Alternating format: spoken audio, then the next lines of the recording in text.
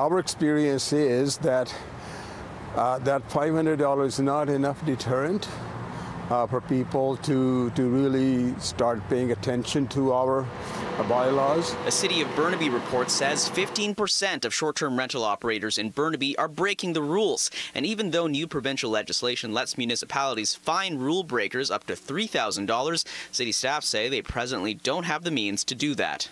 The report says dozens of properties continue to operate in defiance of the city's short-term rental regulations, which are in place to make sure there's more long-term housing available. Why Burnaby can't slap them with the big tickets is because of the city's fining system under the Local Government Bylaw Notice Enforcement Act, which only allows a maximum $500 fine. The city report says most municipalities use this system because there's less red tape. And we're trying our hardest to ask people to have a license. They're ignoring it.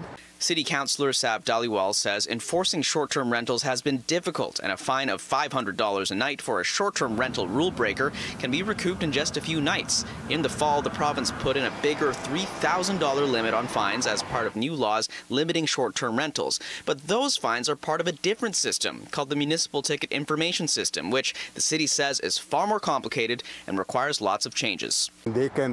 They can have $3,000 fine, which is a pretty high fine, but if they wanted to collect, if people are not paying, they actually have to go to court.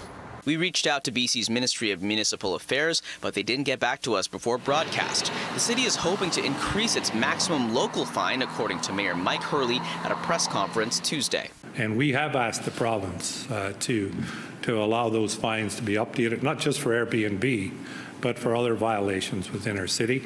It's not to stop people from having short-term rentals, but to do it in an organized way that does not affect the long-time housing supply that we so desperately need in the city.